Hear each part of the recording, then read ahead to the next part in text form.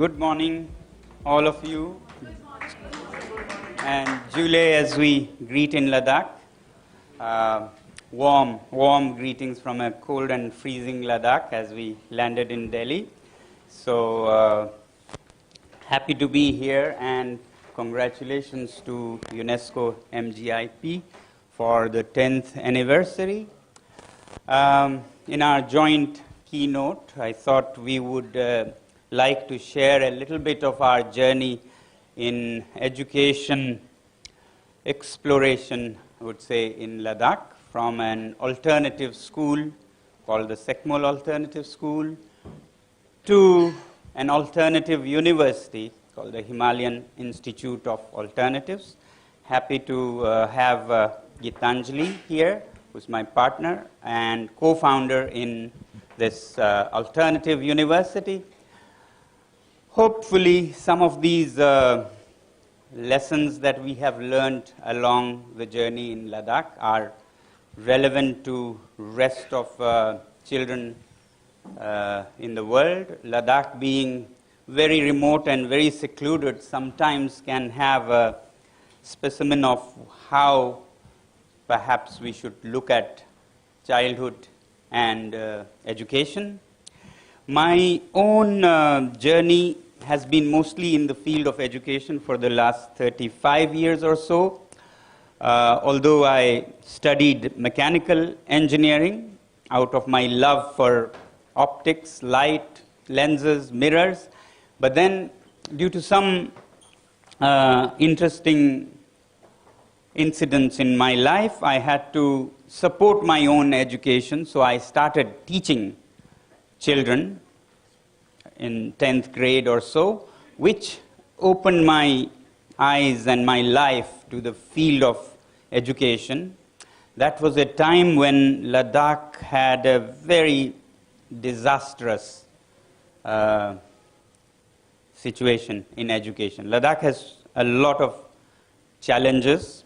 It's kind of a capital of disasters, if you can say. You know, earthquakes are expected. Flash floods and droughts are normal. Water is in short supply. Even air, oxygen is in short supply. And one calamity that hits us every year regularly is our winters, which are minus 30, minus 40. And add to that a human-invented disaster, which had become an annual phenomena, was the 10th grade examinations in the schools. You're laughing, but listen to what the disaster was. Every year, regularly, consistently, 95% of all the students would fail in the 10th grade. In the whole region, only 5% would pass. And yet, the system, which was mainly came from Kashmir, because we were a part of Kashmir, would blame the children for being bad, for being mentally retarded almost. They would say in their own terms like, you children in Ladakh can't do maths and science, you have not enough oxygen in the air. Yeah? So you can imagine what children can do. They can't fabricate oxygen, so they might as well give up. So that's what it was. And while teaching these children, initially to only help my own expenses in engineering, I saw that actually these children who were being branded as failures and discarded, rejected, were so enthusiastic, so very interested in learning. They did quite poorly in the school books, but they had many qualities that I'll come to. But in the school books, they would consistently get very poor marks. And then I thought, you can't have a system where 95% of the products fail and you blame the products. Whether it's a software factory or a car factory, if 95% of your products come back, you better look into your system and overhaul it, right? So that's what I started doing. And I checked what was the problem. I found the curriculum so irrelevant. The language used so alien. In a place like Ladakh, where children speak Ladakhi, you had Urdu, which was the state language of Jammu and Kashmir, for 8 years, and then suddenly English, which is international. But there could be no three languages more different in the world, which children were put one after the other. Ladakhi starts from left to right. It's from the Tibeto-Burman group. Urdu is Indo-Persian, starts from right to left, and then again in English. And then you were surprised, they failed. And then the curriculum was so irrelevant, I would see children shivering in a -20 classroom trying to memorize F-A-N, fan, F-A-N, fan. And they would sometimes, some crazy idiot would ask, "But sir, what is this thing?" And the sir would say, "Oh, it's a fan. What does it do?" "I have not seen one, but..." The teacher would scratch his head. "I am told it keeps you cool." And the children's eyes would pop out. Cool? Why does anybody want to be colder than we are? So that's how relevant what was in the books was. So I thought at that time, maybe it's all because we copy-paste everything from Kashmir. So that's why we get such irrelevant things.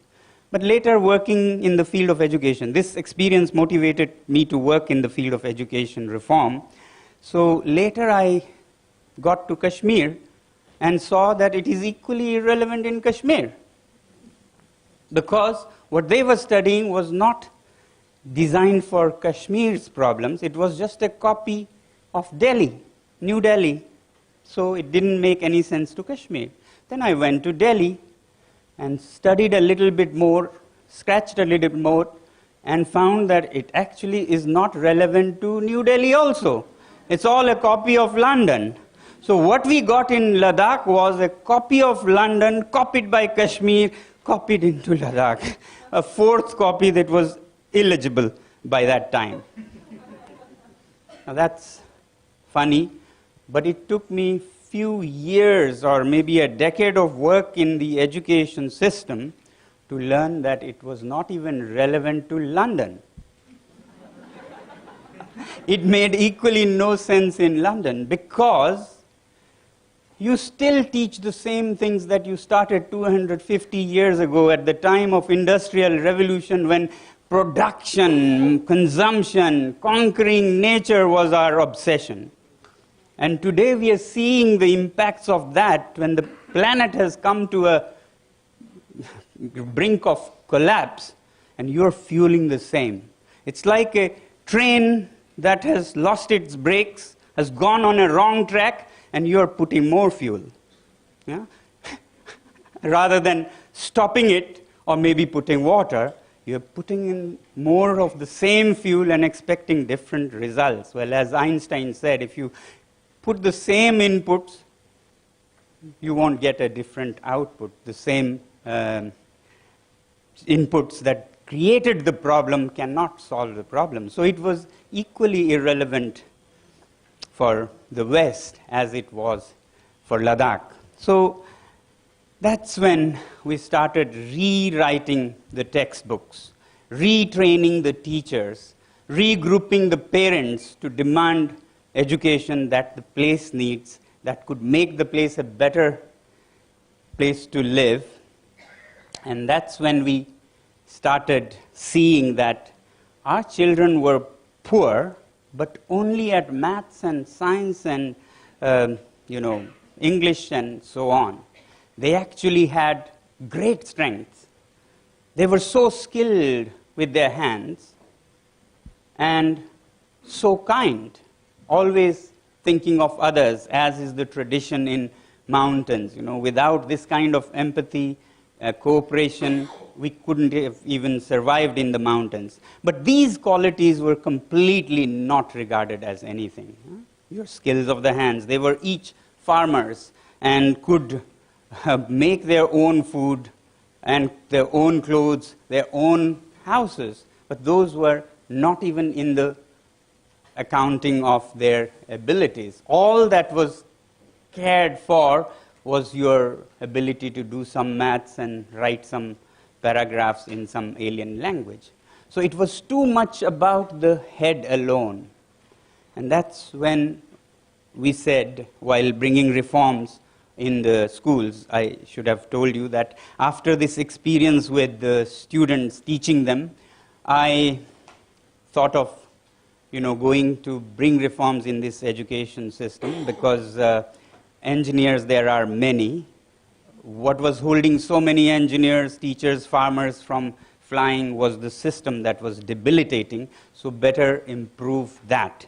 And that's when, while my friends were going to Silicon Valley and Bangalore, I came back to Ladakh to bring changes in the education system. Of course, people laughed at me for attempting such a thing as changing the education system, but we did it quite systematically, looking at the textbooks. We changed the textbooks.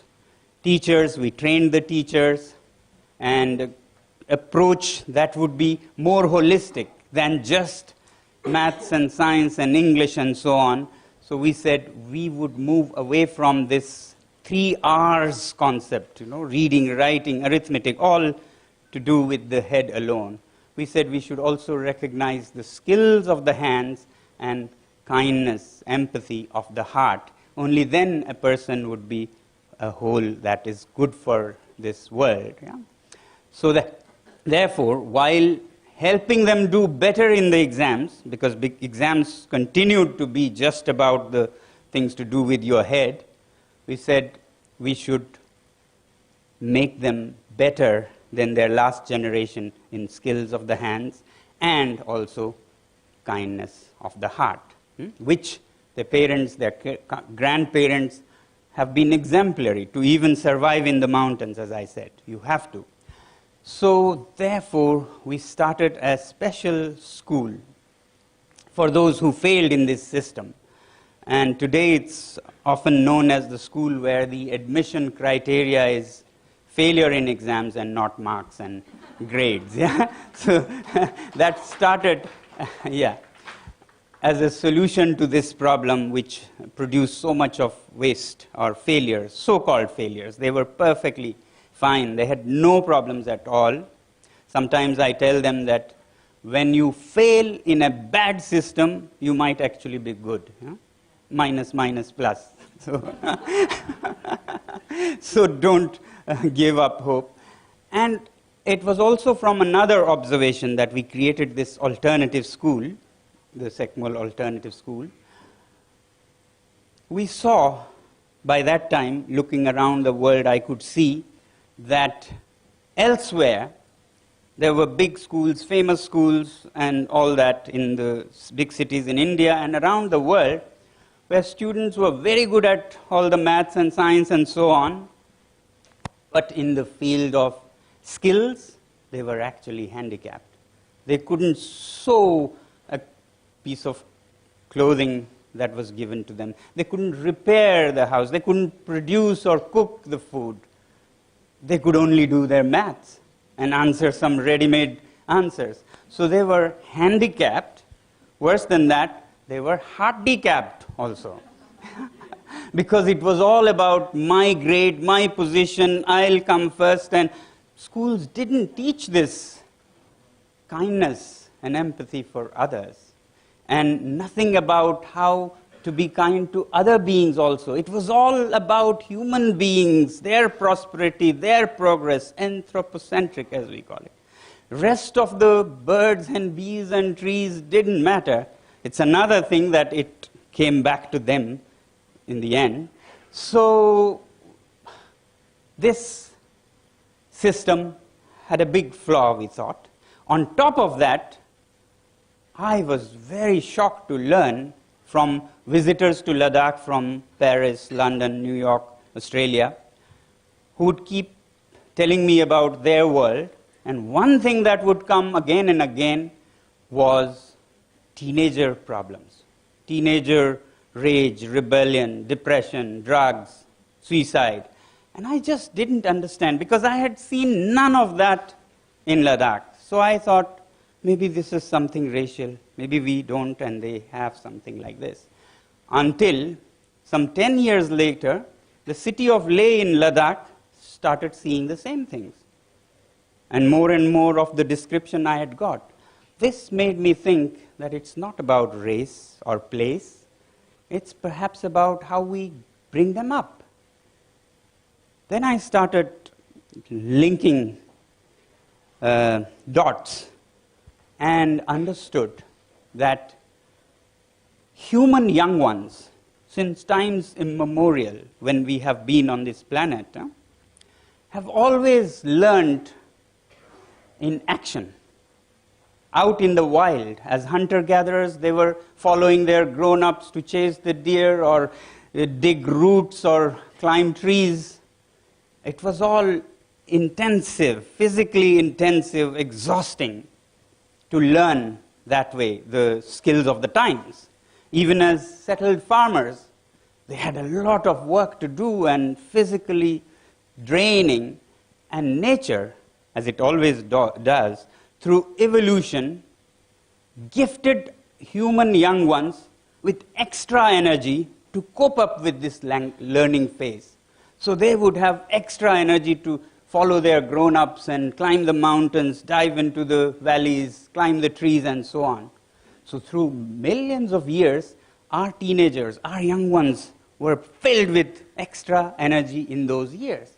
And suddenly we think we got very smart in the 1700s, when Industrial Revolution came and we became very, very intelligent. We made factories of all kinds and factories for children also to go into, where they would sit for 8 hours listening to lectures all day. And nature has its own ways. The extra energy that it had gifted would come out. It would come out just like mice and rats keep growing their teeth. 52 millimeter, 28 millimeter per week, they say. And it has to chew on things to keep it at the right level. That's why you see mice and rats gnawing into your clothes, cupboards. They don't eat those. They have to keep it fit. So similarly, this energy that's not as visible as the teeth of the mice comes out, and when not given a good release, becomes your teenager rage, rebellion. And then when they are not a partner, when they are not given respect or responsibility, they become rebels. When they don't see hope, they become depressed. They commit suicide and all such things. So we said, this school that we'll create, we'll have the students do everything. We'll have them conceive the design. We'll have them build the school brick by brick. We'll have them run the school. And that's exactly what we did. They were moving rocks, designing a solar-heated school system that would use the chapters on heat from their physics classes, that would use geometry, that would use geography to understand how the sun rises, sets in a latitude like this, at altitudes of this kind. And they applied all this to create a school that stays warm, more warm than Delhi in Ladakhi winters. The school I came this morning from was 22 inside, just with sun and nothing else, when outdoors it was -8 or 10. Yeah? Always warmer than Delhi, actually. All thanks to high school science. Nothing more. So you can apply these to make people's lives better, do it for yourself and take it out to others, which Gitanjali will share more about, which is about the university. But at the school we learned a lot about schooling, learning. So we said, engage them in many things, give them all the responsibility. Don't look at them as problems to be moved around little pieces, but them to do it themselves and have all the time for new things yourself, teachers, grown-ups. So this school was not only built by the students, but it's run like a little country by the students. A little country which has its own little government, little parliament, little elections, and little election commissions that monitor the elections, and then they run it. They take care of the water facilities, the electricity, the solar heating, the guests, the planning of schedules, invitees, and all such things. And grown-ups can think of other things. So you make partners of your students, give them respect, give them responsibility, and mind you, these were failures. These were rejected by schools. They become stars. They become stars so much so that one of them who had failed 5 times, yeah? Of course, in a school where the admission criteria is failure, this person would get a red carpet, no? The toppers would be on waiting list. So this person, suddenly there's a spark in him. He does things. He's interested in the campus newspaper. It has a newspaper. It's a little country. It has a radio. It has a TV. Huh? So like a little real country. So became a journalist. And later his people wanted him to lead them in politics. Became the education minister of Ladakh at 27. 5 times failure. Yeah. Another who had failed 4 times had developed skills of communication and using media, filmmaking, and today has been winning awards all across continents as a documentary filmmaker. A woman who was taking charge of visitors to the campus became a all-women's travel company. And not only is a famous entrepreneur, but has the heart to help women in distress. Yesterday I was at her organization, the foundation's meeting to plan on how to educate young girls, about adolescents and so on. So the skills, the head, and the heart to do for others and not just for themselves. That's how even failures became stars, is what I was trying to say. So therefore, we need to do something different in today's schools. Actually, COVID pandemic showed us was something that I used to cry hoarse and try to tell IIT professors when they would tell me, this generation is hopeless. They come in class, nobody is interested, they're just chatting and disturbing the class. And I would say I have more sympathy for the students. Because you're still doing the same thing that you used to do in 50s and 60s, while the students have better lectures than any of your professors on YouTube, on all these platforms. So why would they be interested in a shady, version of that? Why don't you do something different? And COVID helped, actually, when everything went online. So I believe future of schools should be, or is going to be, at least we are trying in Ladakh to set up a model, where all this thing of the head, concepts, theory, could be outsourced to online. You get the best professors of the world. You don't have to depend on the 5 that you have. Yeah? You choose among 5 million and take the best to build your concepts on photosynthesis, thermodynamics, whatever. Schools should not be about that. Schools by that standard should be closed down because it's all aware. If they were to address only the head, that was being done better by all these platforms. Now schools have even bigger relevance. It's not that schools are irrelevant, because now the schools should become these active labs where what they learned through lectures are applied to solve the problems of the context, their village, their region, and collaborate with other students. That you can't do over internet. Yeah?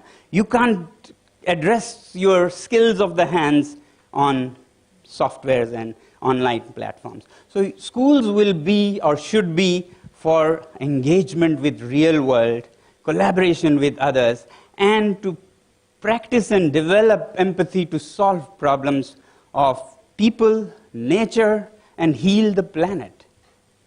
And therefore, I want to believe that in future, perhaps, we won't waste the time of the children in telling them what YouTube does much, much better. We'll actively, and we'll not stop them from doing that. We'll actively engage them in watching those things, give them lists, help them watch all the best lectures, but come to school to apply, to innovate, to find solutions to problems. That's where the schools should go. And also, as the children go to higher levels, it needs to change also. Our universities are no different. We have just the same copy-paste from cold deserts of Ladakh to hot deserts of Rajasthan to coastal Kerala, same curriculum. The melodies are different. How can the remedies be same? So that's what we are trying with the Himalayan Institute of Alternatives, this alternative university that we hope to tinker with and show, if possible, how young people in their 20s can actually change the world. Young people in their teens at this school that I talked about made the school completely self-sustaining. The school doesn't receive any funds, donations, because the students produce enough and generate enough wealth and value to fund the school. But that's teens. In the 20s, it's a crime to hold them in a classroom, to listen to lectures. Let them go out and change the world and learn through that. That's the story of Hayal, which I'll request Gitanjali to share with you. Thank you.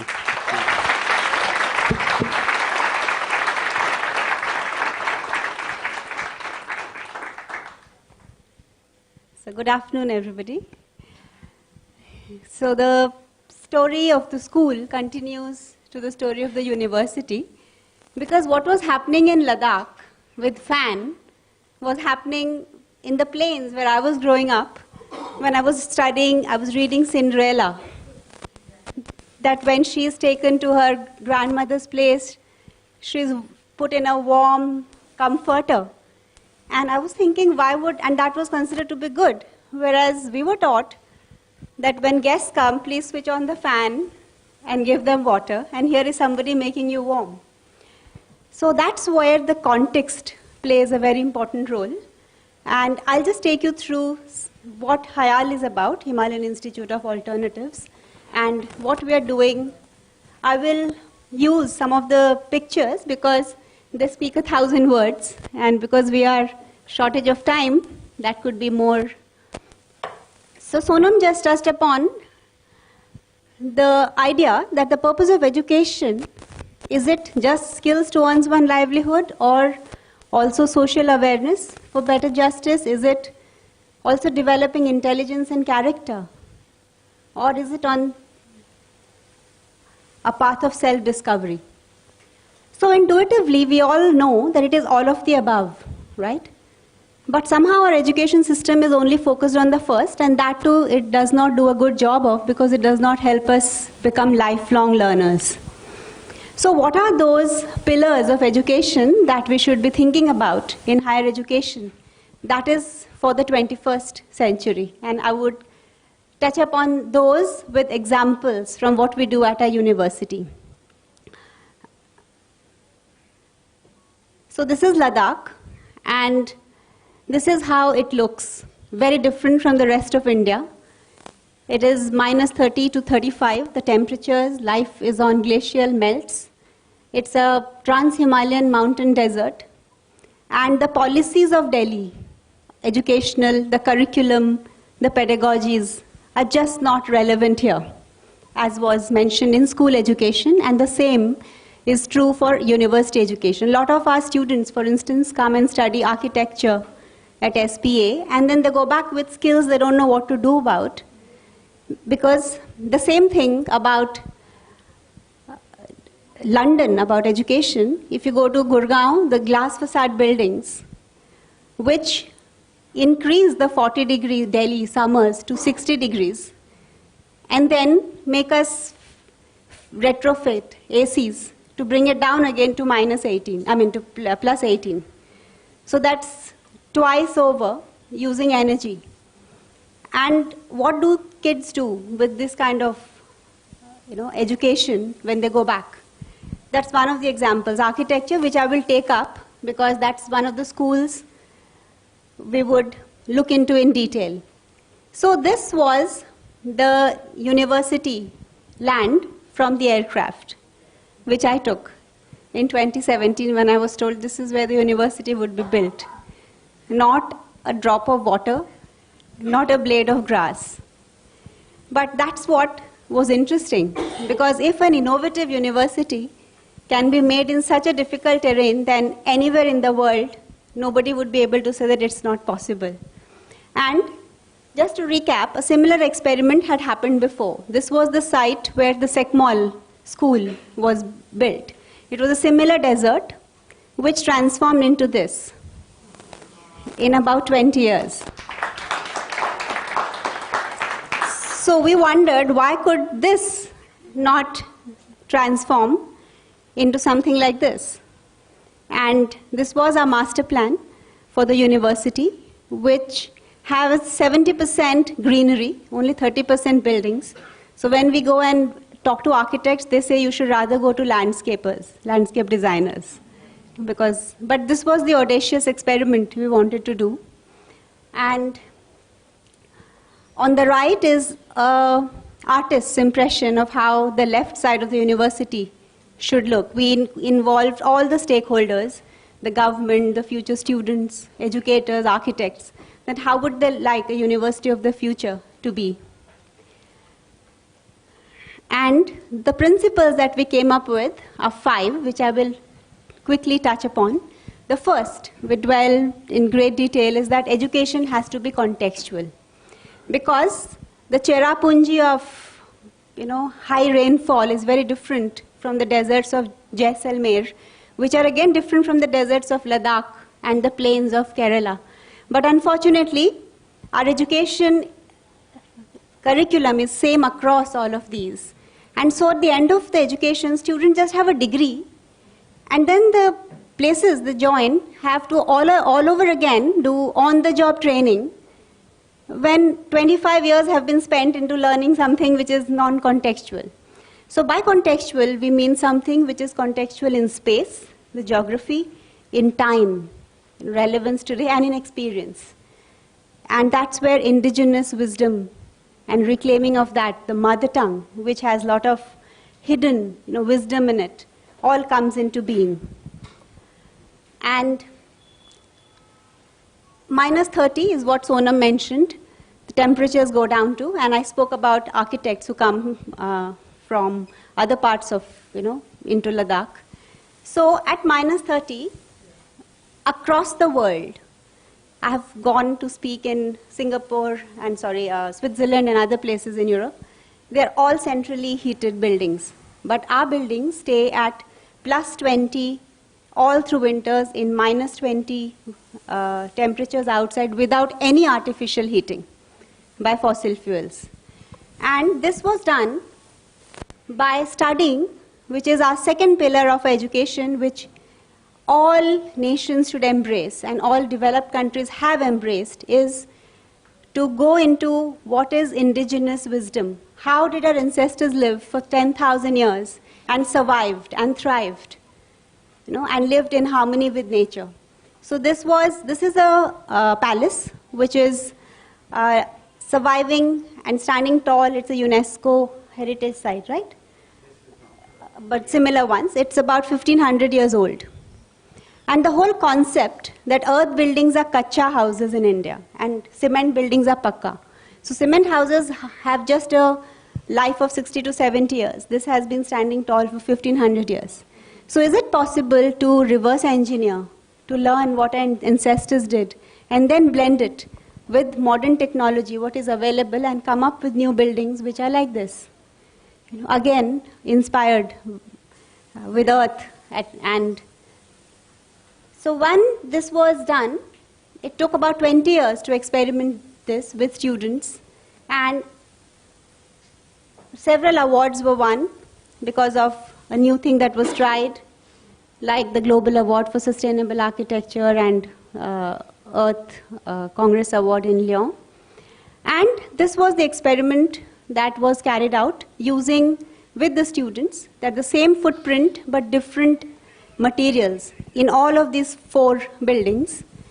And temperatures were studied, and it was found that when the ambient temperature is this gray line below that you see, most of the heated buildings in Leh stayed at 10 to 15 when they were heated and fell at 0 to 5 when the heating was removed. But the orange line on top are all of our buildings that stayed at 20 to 25 degrees.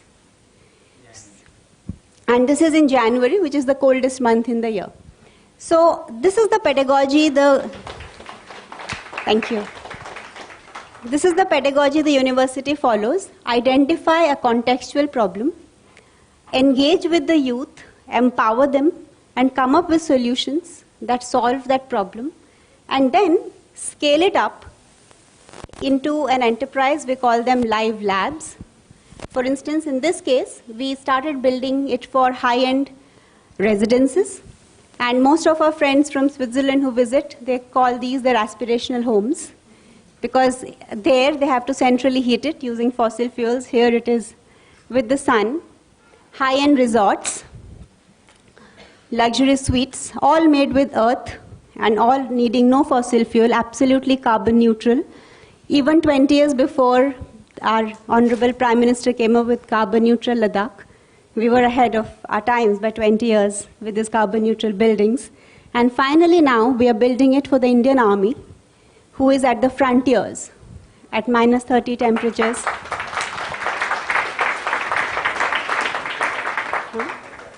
Yeah. And this is done by Himalayan Institute of Alternatives Enterprise Arm, because our philosophy is that the students, like the ancient Gurukul system, education should be free. Children should not be charged for education because, like health, it is a right.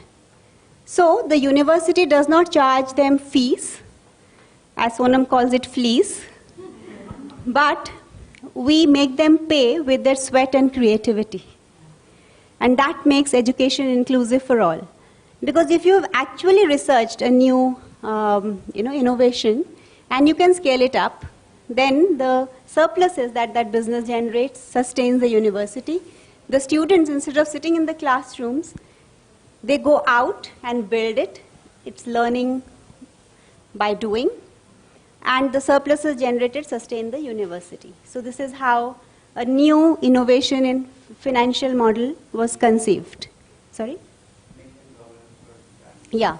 So last year we had an order book of about INR 2 CR. This year about $1 million.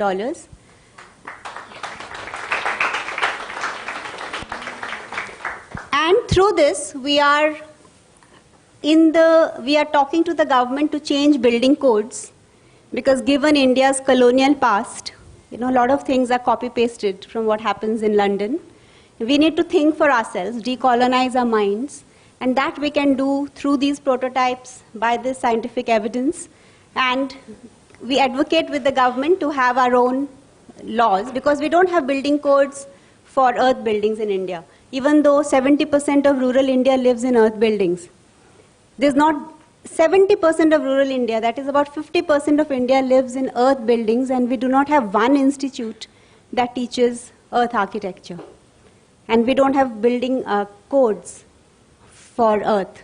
So Himalayan Institute of Alternatives also works with the ecosystem and changes the way the government works, and through most of its prototypes. I'll quickly move over to the third pillar. The first was contextual. Second is using our indigenous wisdom. Third is engaging the students experientially. As I said, they work on these projects. The other very important work that is done is on water. So ice stupas, you must be knowing, it's a very famous innovation. And this is something which started in one village, where the wastewater of winters is stored in artificial cones and glaciers, which melts in spring when the water is needed most. And these are the plants which have been planted, and they grow only on this water. And that is the way the whole of Ladakh desert can be converted into green. And for this, the Rolex Award of Enterprise was won, and which was the seed fund for the university setup. And from a single village, which stored about 50 to 100, 1 million liter of water, today we are building it across Ladakh in 23 villages, storing 100 million liters of water, and Just like the passive solar building, which we are exporting. So from being an importer of technology, from Himalayan Institute, we are a net exporter of technology, be it passive solar homes for Central Asia. We were recently in Afghanistan, and artificial glaciers, which are now being built in Switzerland, Nepal, Chile, and a lot of Central Asian places, Mongolia, and so on.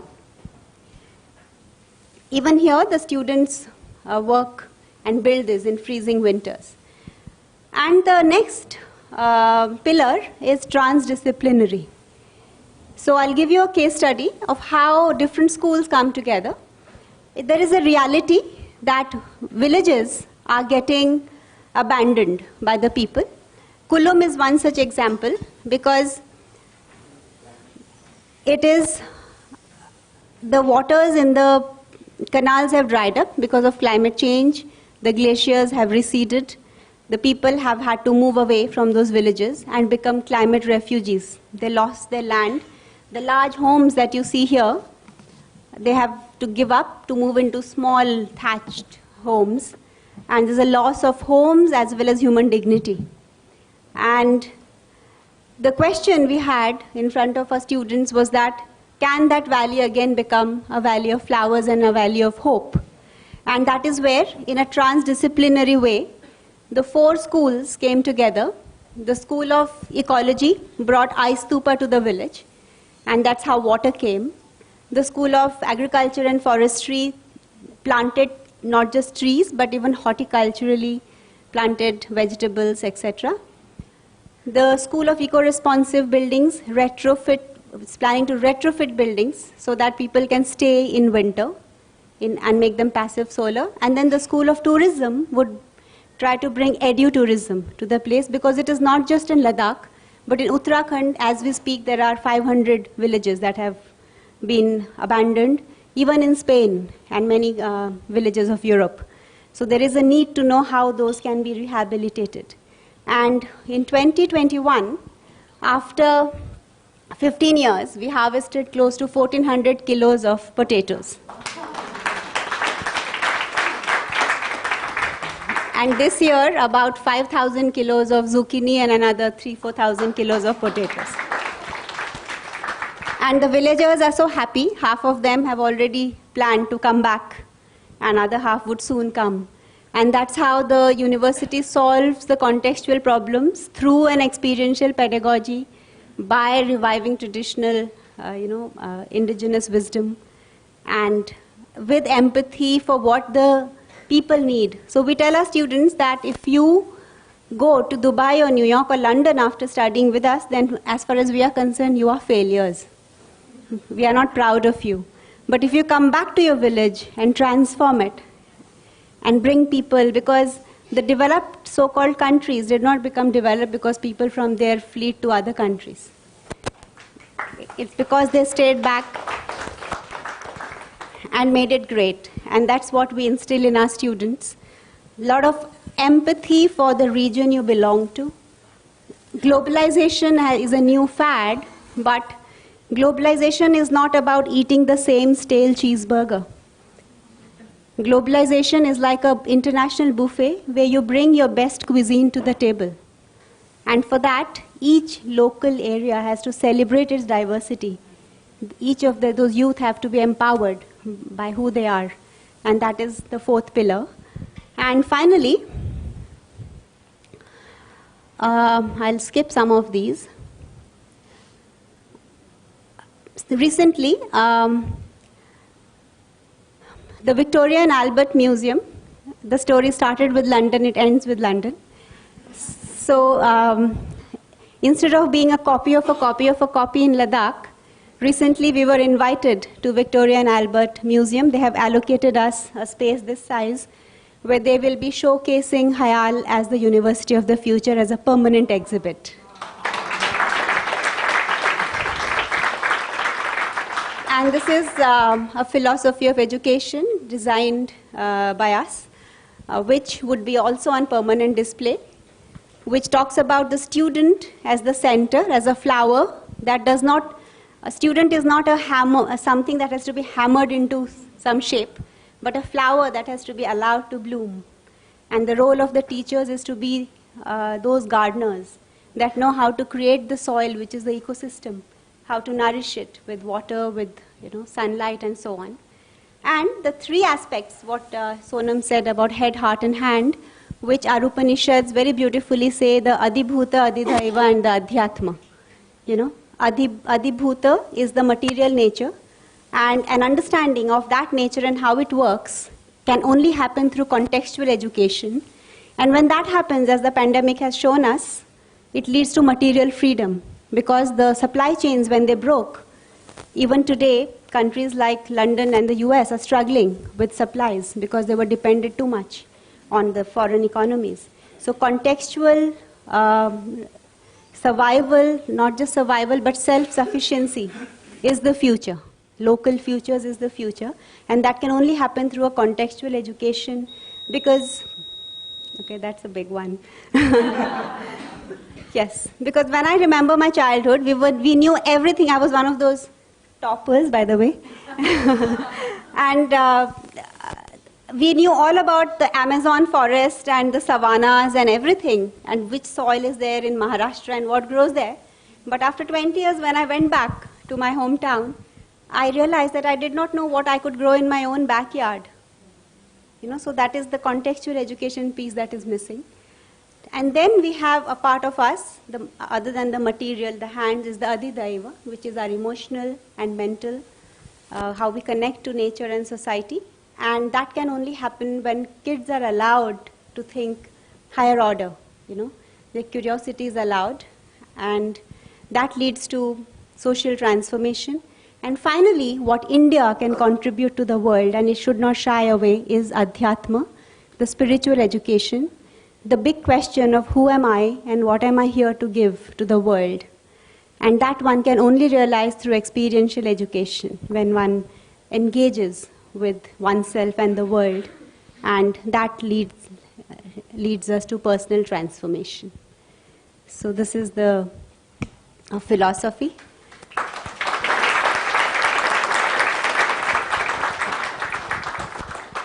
Thank you. Hello, sir. My name is Akash.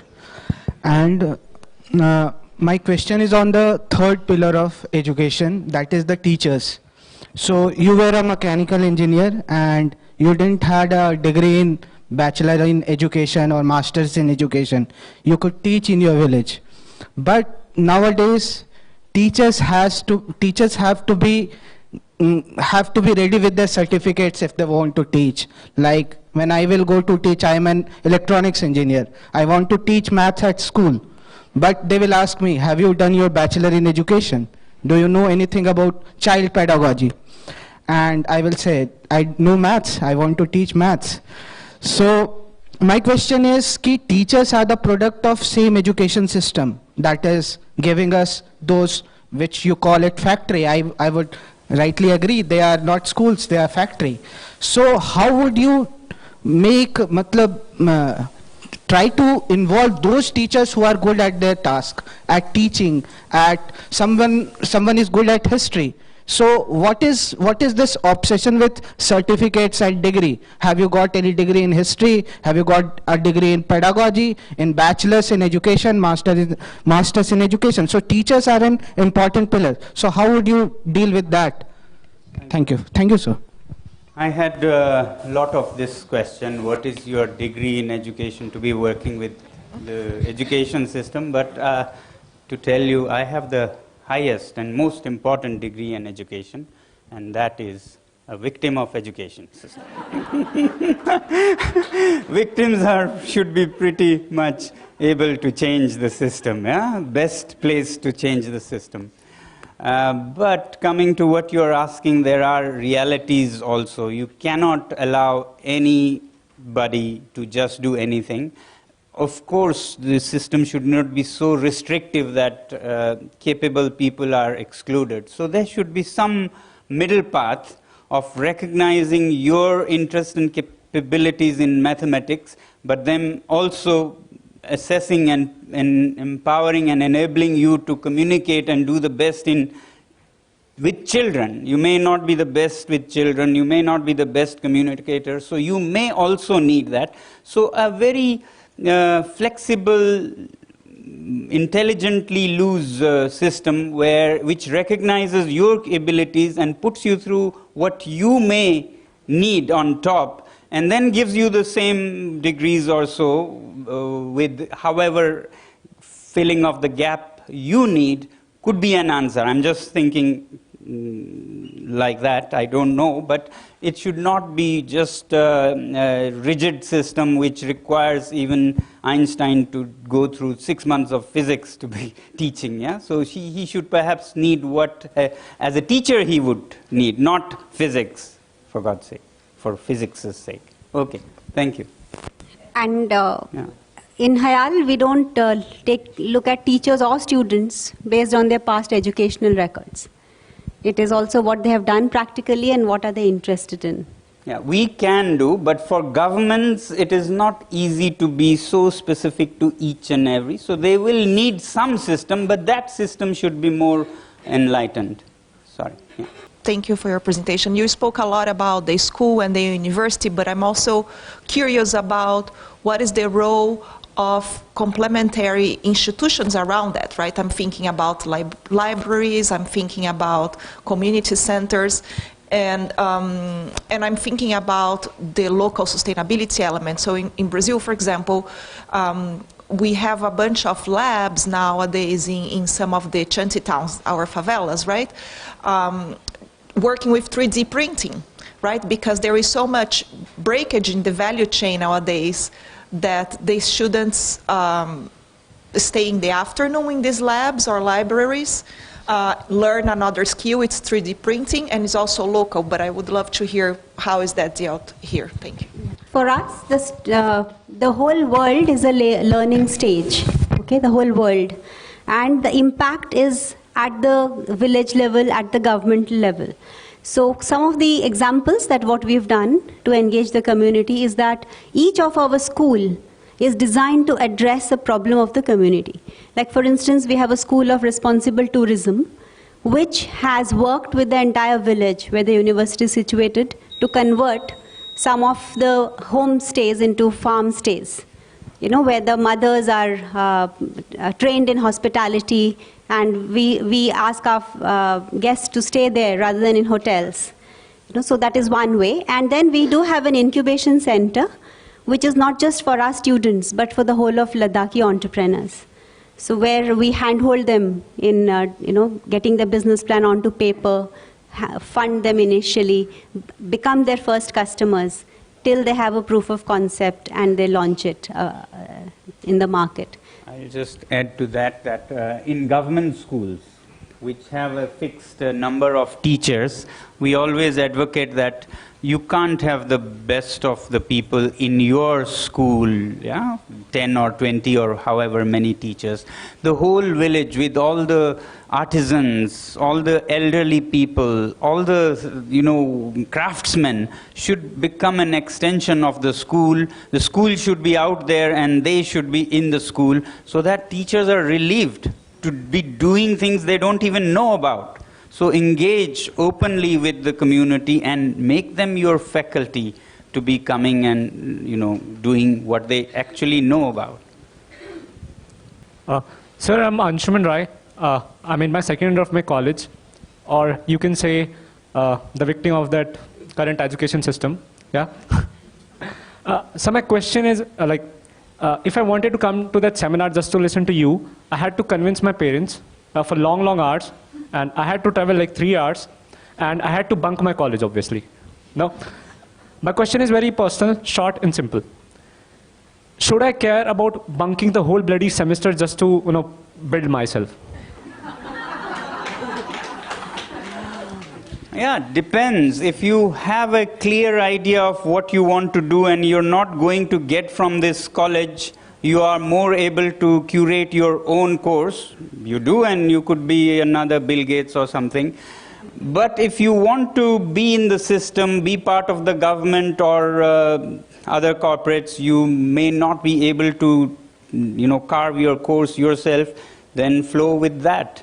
So it depends how you feel driven and your passion for things. You can, for the non-governmental, non-systemic new initiatives, you don't need these.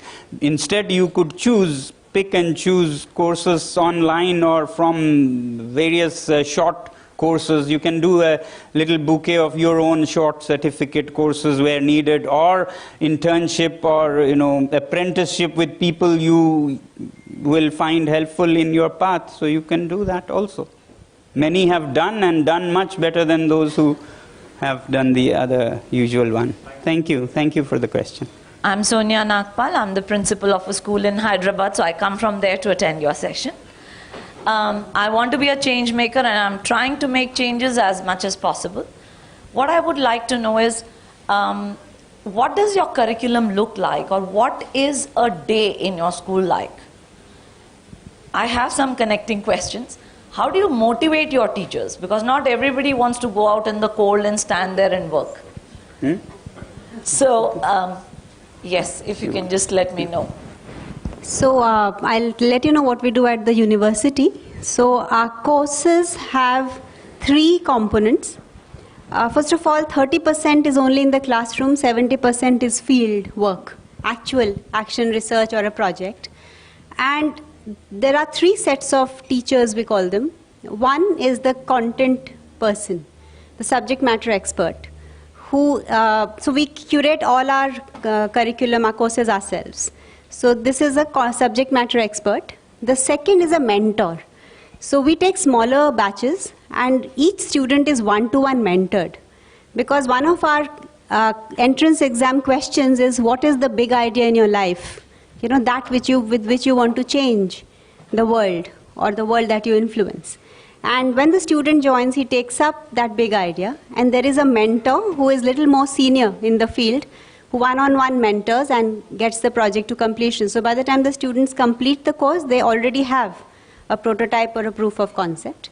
And the third set of teachers are senior, very senior people who are very inspirational, who have done something, different in that particular field. And they can really motivate you and show you that, yes, this is also possible. So this is how a course is curated at 3 levels.